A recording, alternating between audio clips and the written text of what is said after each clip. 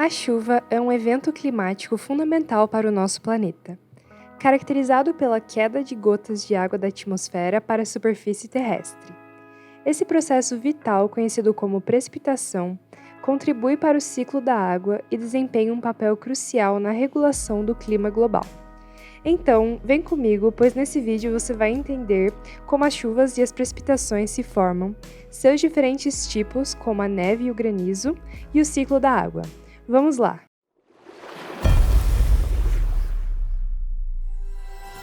A chuva é um fenômeno meteorológico essencial que ocorre quando a água, inicialmente no estado gasoso, passa por processos de condensação ou liquefação na atmosfera, precipitando em forma de gotas.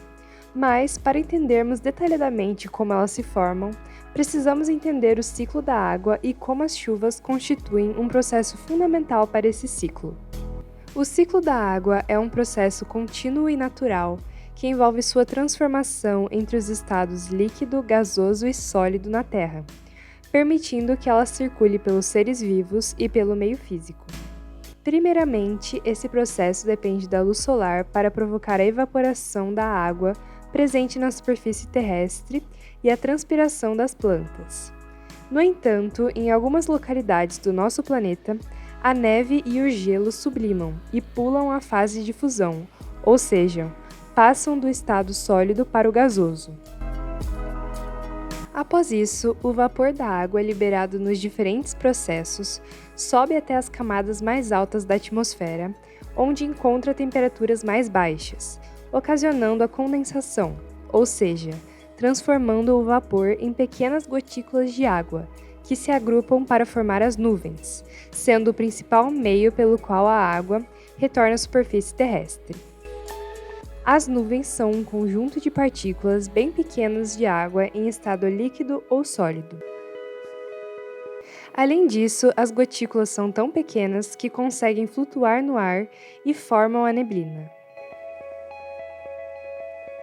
Em seguida, ocorre a precipitação, onde as partículas de água, que são o vapor d'água condensado, se acumulam e se unem gradativamente na atmosfera, formando nuvens cada vez mais densas até atingirem um ponto de saturação máximo, que devido a fatores como peso, gravidade, mudanças de temperatura e a ação do vento, caem da atmosfera em direção à Terra em forma de chuva, granizo, neve ou outra forma de precipitação, dependendo de fatores climáticos locais.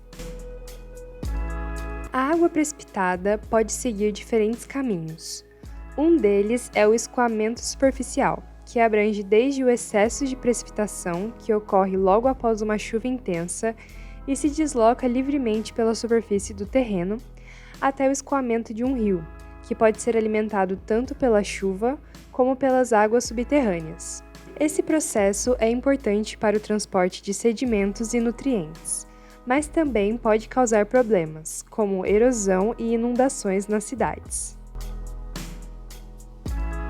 A parte da água que não escoa é penetrada no solo, num processo chamado infiltração. Essa água pode ser absorvida pelas raízes das plantas, infiltrar-se em aquíferos subterrâneos ou contribuir para a formação dos lençóis freáticos. Logo após, acontece a transpiração, na qual a água absorvida pelas plantas durante a infiltração é transformada de água líquida em vapor d'água e liberada novamente para a atmosfera, completando o ciclo. As chuvas podem ter diversas características e, por isso, podem ser classificadas de diversas formas. Chuvas frontais ou ciclônicas. Essa chuva ocorre quando uma massa de ar quente e úmida encontra uma massa de ar fria e densa.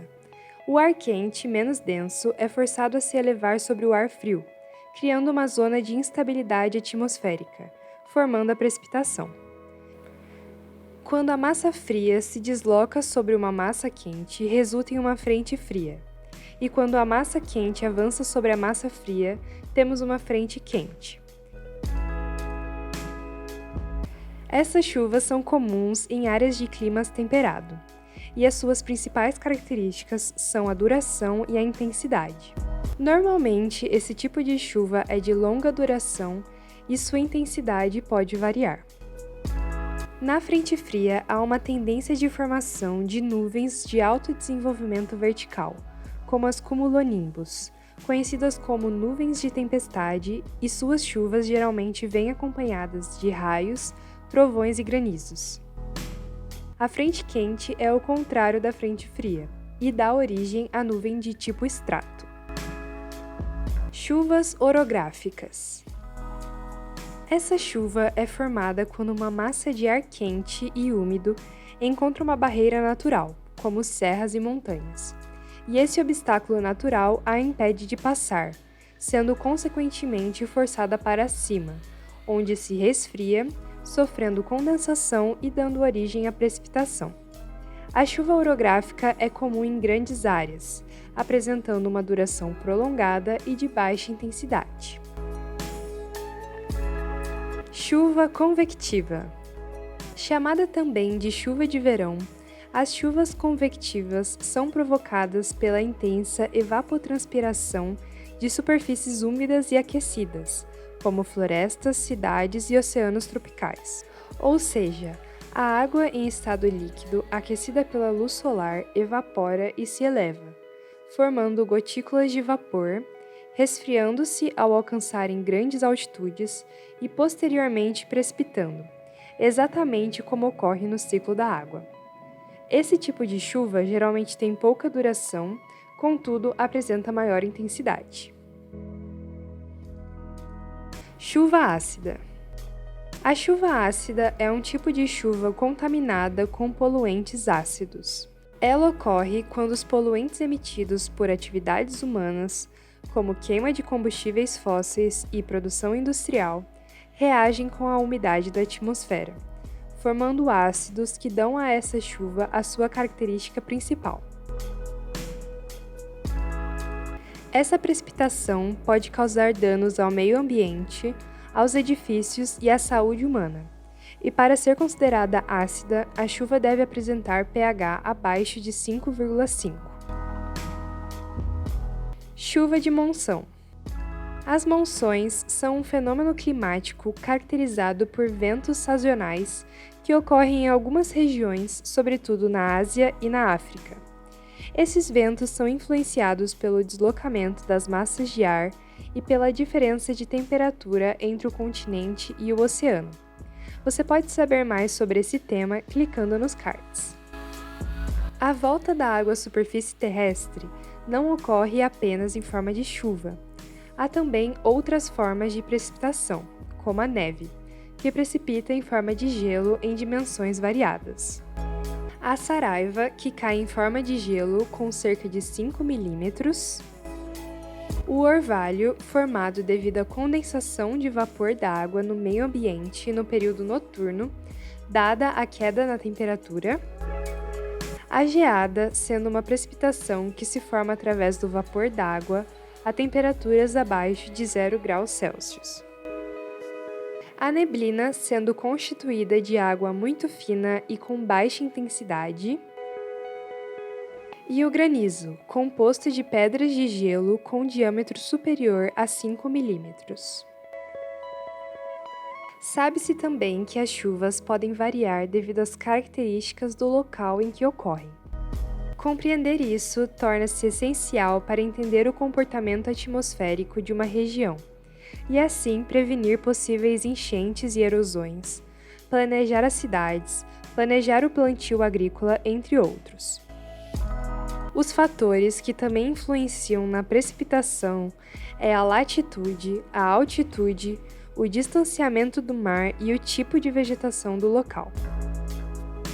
Ademais, é importante medir o volume das chuvas para determinar a sua intensidade, e essa medição é realizada com o auxílio do pluviômetro, que é um recipiente que realiza a coleta da água da chuva em um determinado local, e por meio da escala graduada em milímetros que ele exibe, é possível obter o quanto choveu naquela área.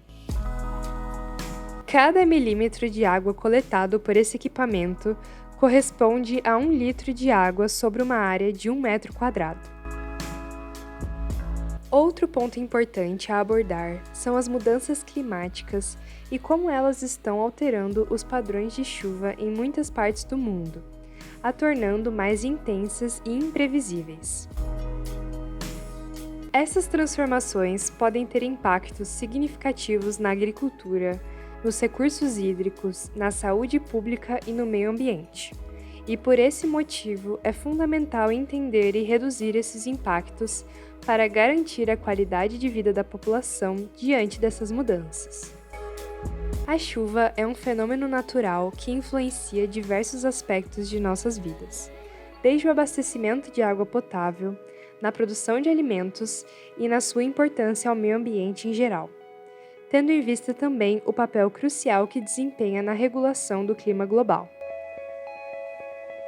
A compreensão dos seus diferentes tipos, do ciclo da água e da importância da chuva para a natureza pode ajudar na conscientização sobre a necessidade de preservar e gerenciar nossos recursos hídricos de maneira sustentável, além de mantermos as cidades limpas.